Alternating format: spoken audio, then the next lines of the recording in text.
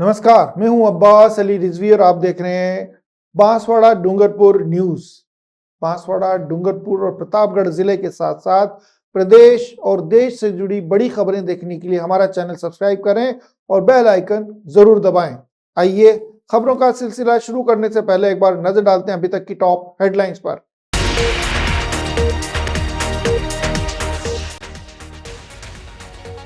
बांसवाड़ा में मामूली कहासुनी के बीच पति पत्नी पर चलाई तलवार, बाइक टच होने के चलते हुआ विवाद।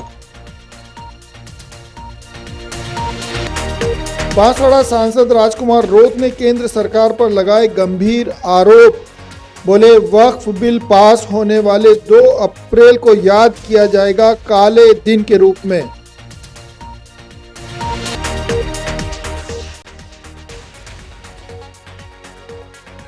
बारूद का टोटा फटने से हुआ गंभीर हादसा, मछली पकड़ रहा युवक गंभीर घायल।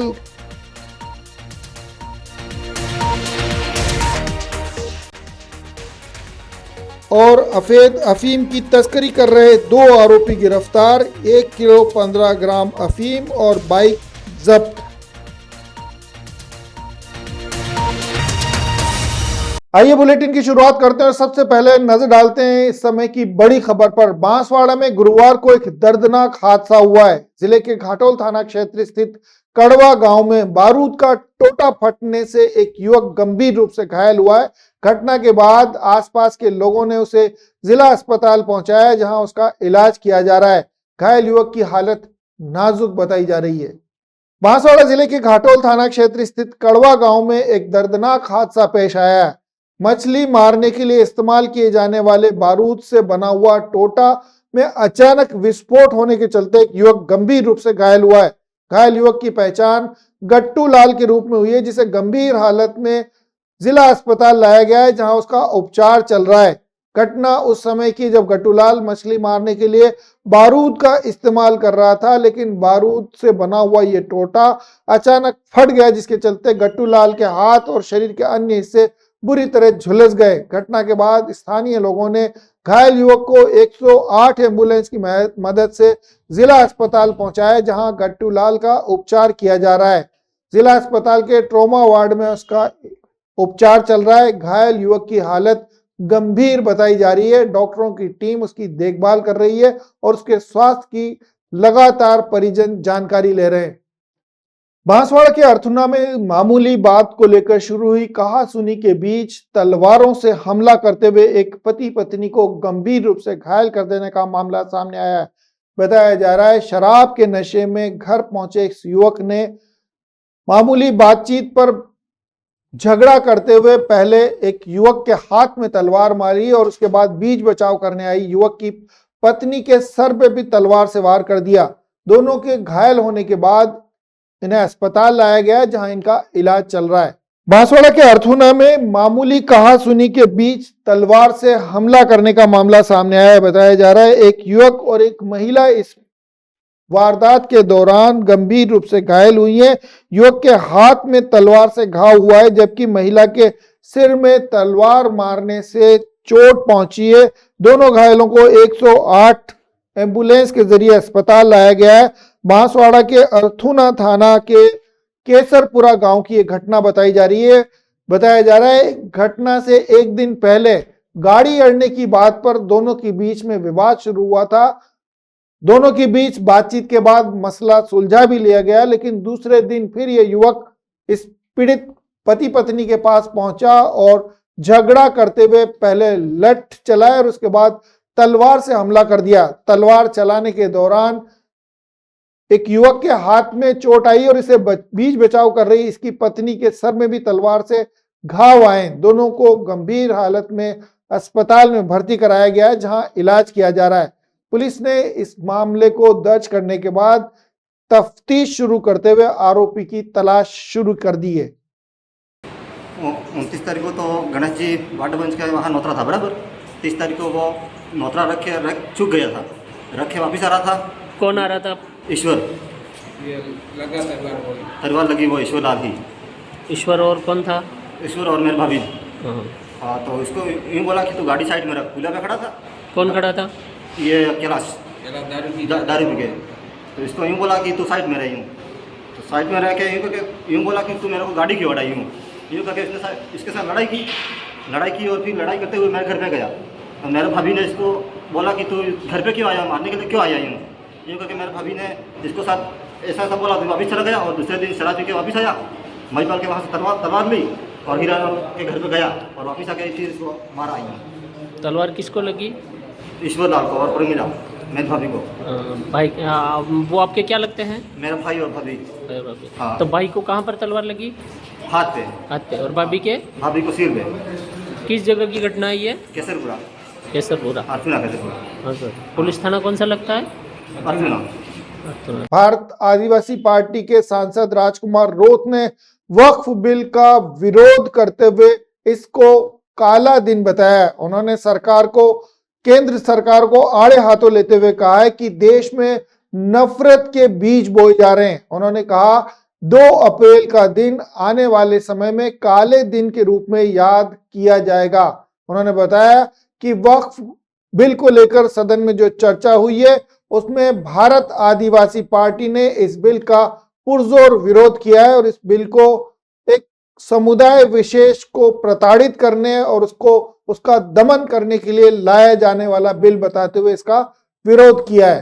केंद्र सरकार द्वारा हाल ही में लाए गए नए वक्फ बिल को लेकर हुई चर्चा में भारत आदिवासी पार्टी ने इस बिल का पुरजोर विरोध करते हुए इसे काला दिन बताया। वक्फ बिल को लेकर संसद में देर रात तक चली बहस में बांसवाड़ा सांसद राजकुमार रोत ने कहा कि मैं और मेरी पार्टी इस बिल का पुरजोर तरीके से विरोध करते हैं।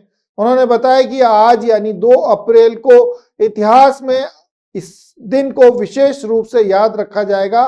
साथ ही उन्होंने बताया कि साल 2018 में 2 अप्रैल के दिन ही देश के अंदर एससी एक्ट के साथ छेड़छाड़ की गई थी। उन्होंने बताया कि 2018 में 2 अप्रैल के दिन ही एससी एसटी एक्ट के साथ छेड़छाड़ की थी। इसको लेकर पूरे देश में एससी एसटी ने आंदोलन किया था।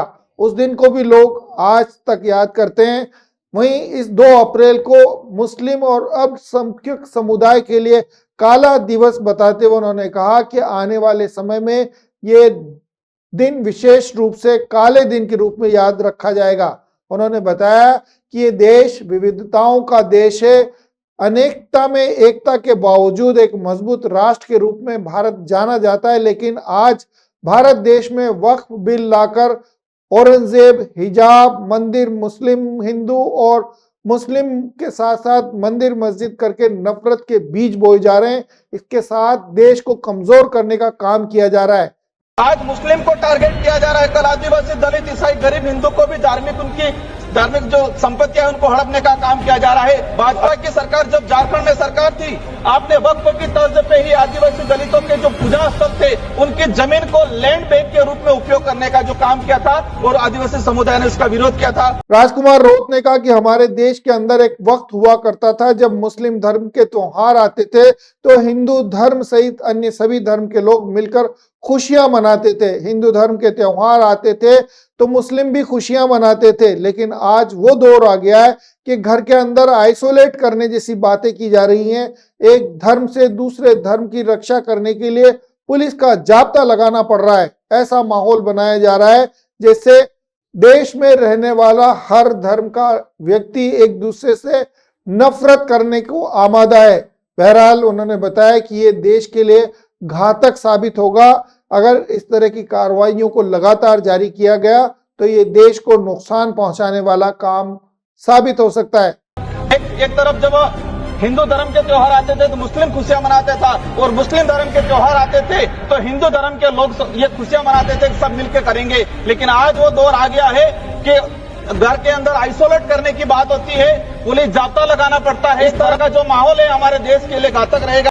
सांसद राजकुमार रोत ने कहा कि वक्फ बिल में अगर आप गैर मुस्लिम समुदाय और 2 महिला अध्यक्ष के साथ साथ कलेक्टर को इसका अधिकार दे रहे हैं तो ये अच्छी बात है। और उन्होंने बताया कि महिलाओं का सम्मान करना चाहिए। साथ ही उन्होंने कहा कि मैं ये भी कहना चाहूंगा कि देश के कई हिंदू मंदिरों में महिलाओं का प्रवेश तक वंचित कर दिया जाता है, प्रवेश तक वर्जित है।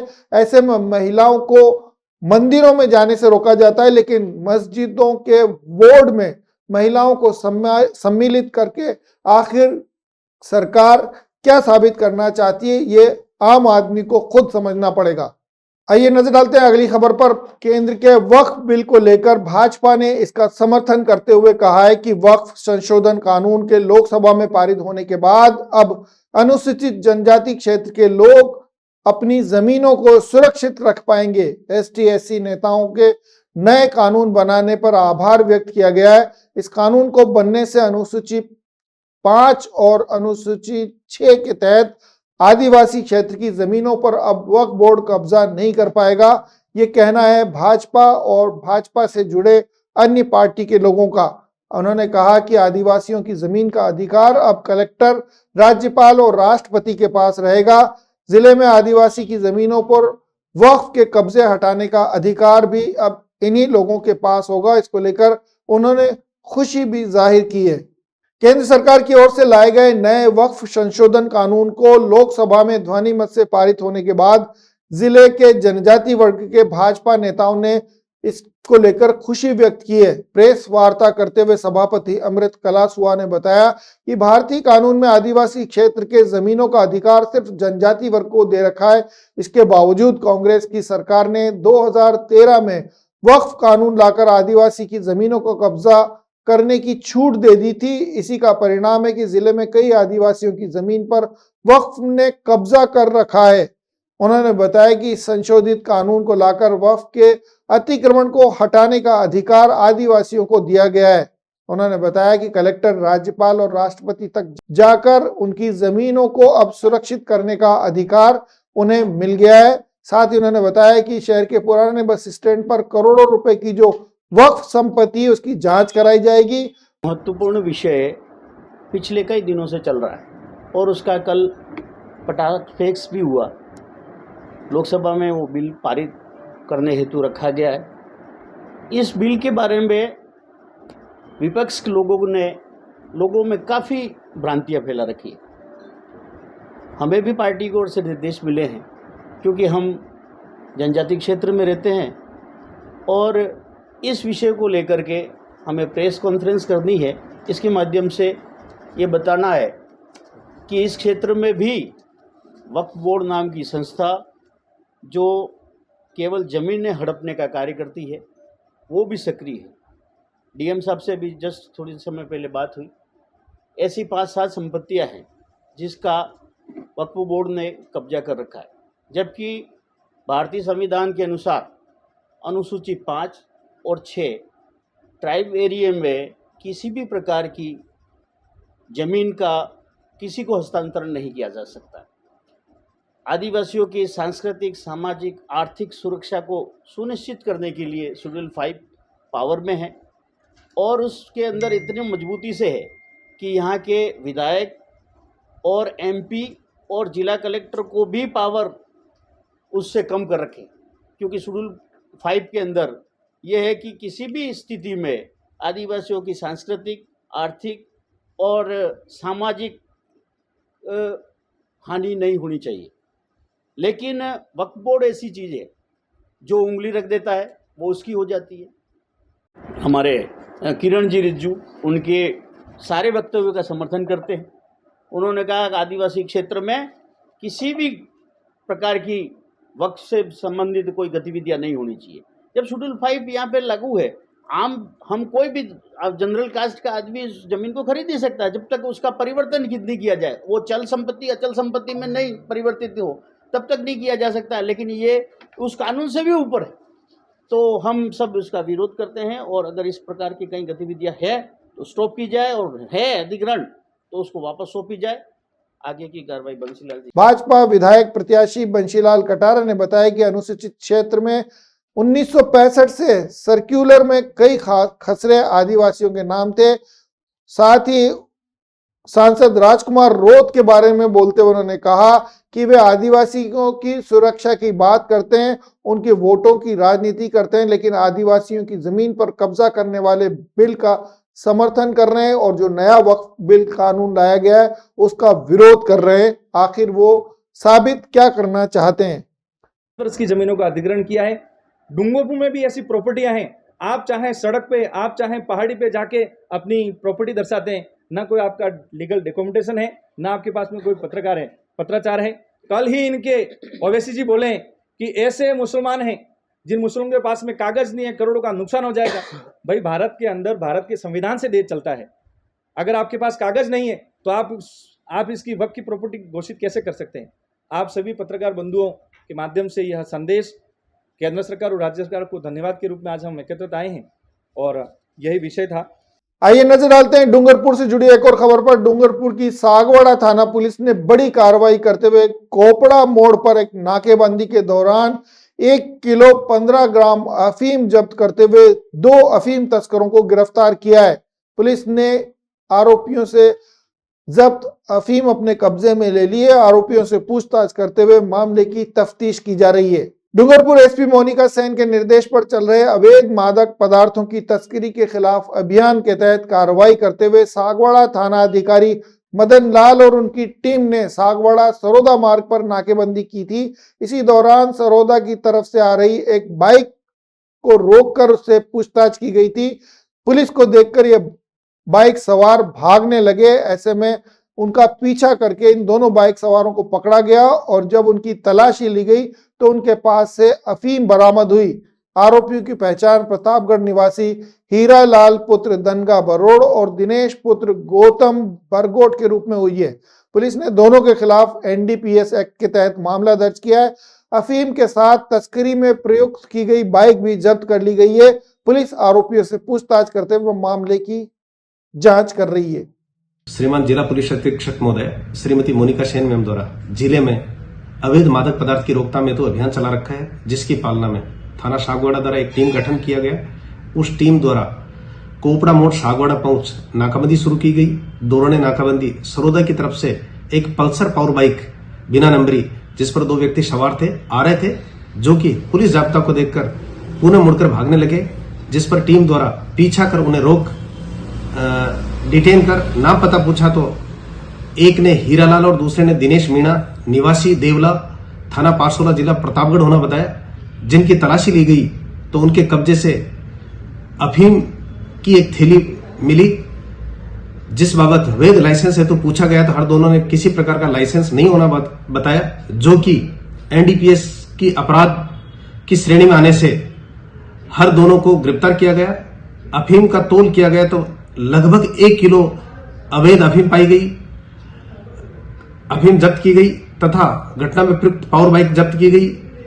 हर दोनों के खिलाफ एनडीपीएस एक्ट के तहत थाने पर मुकदमा दर्ज किया गया। हर दोनों द्वारा अफीम कहां से खरीदी गई और कहां सप्लाई करनी, इस बाबत अनुसंधान जारी है। आइए रुक करते हैं अगली खबर पर। डूंगरपुर के सागवाड़ा शहर में रहने वाले एक पर्वतारोही राकेश बिश्नोई ने विश्व की सबसे ऊंची चोटी एवरेस्ट पर जाकर तिरंगा फहराने का अपना सपना पूरा करने के लिए अभियान शुरू हुआ है। गुरुवार को राकेश बिश्नोई अपने इस अभियान के लिए रवाना हुए। इस दौरान कलेक्टर अंकित कुमार सिंह ने पर्वतारोही राकेश को तिरंगे के साथ झंडी दिखाकर रवाना किया। शहरवासियों ने मुंह मीठा करवाते हुए पर्वतारोही को शुभकामनाएं दी हैं और विश्व के 7 महाद्वीपों पर तिरंगा फहराने का जो उनका संकल्प है, सपना है, उसे शीघ्र पूरा होने के लिए भगवान से प्रार्थना भी की है। पर्वतारोही की माने तो देश विदेश की 40 से अधिक चोटियों पर राष्ट्रीय और अंतर्राष्ट्रीय रिकॉर्ड के साथ तिरंगा फहराया जा चुका है। राकेश ने अब तक यूरोप महाद्वीप की सबसे ऊंची चोटी पर बिना गाइड के चढ़ाई करते हुए पहले भारतीय होने का रिकॉर्ड 2023 में बनाया है।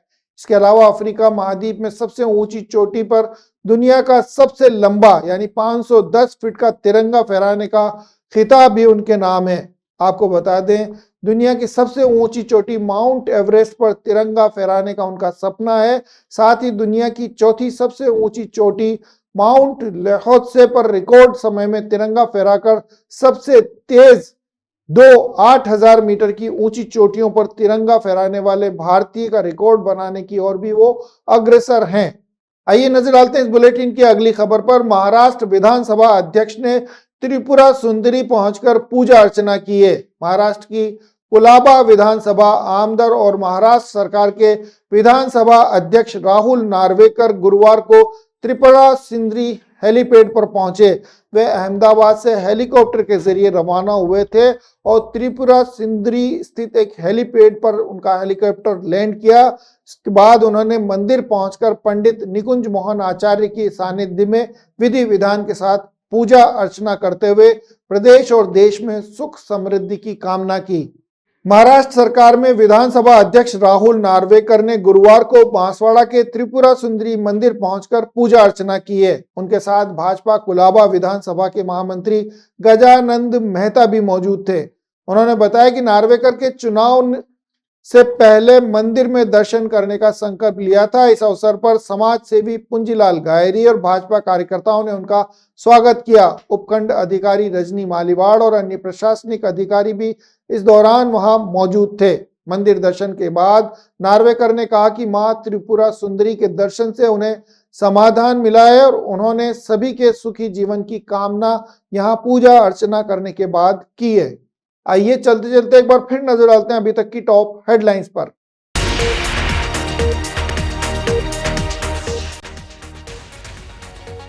बांसवाड़ा में मामूली कहासुनी के बीच पति पत्नी पर चलाई तलवार, बाइक टच होने के चलते हुआ विवाद। बांसवाड़ा सांसद राजकुमार रोत ने केंद्र सरकार पर लगाए गंभीर आरोप। बोले वक्फ बिल पास होने वाले 2 अप्रैल को याद किया जाएगा काले दिन के रूप में।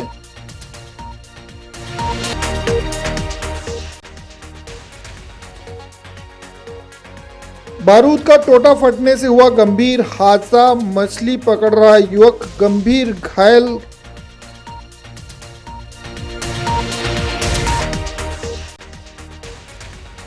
और अवैध अफीम की तस्करी कर रहे 2 आरोपी गिरफ्तार, 1 किलो 15 ग्राम अफीम और बाइक जब्त।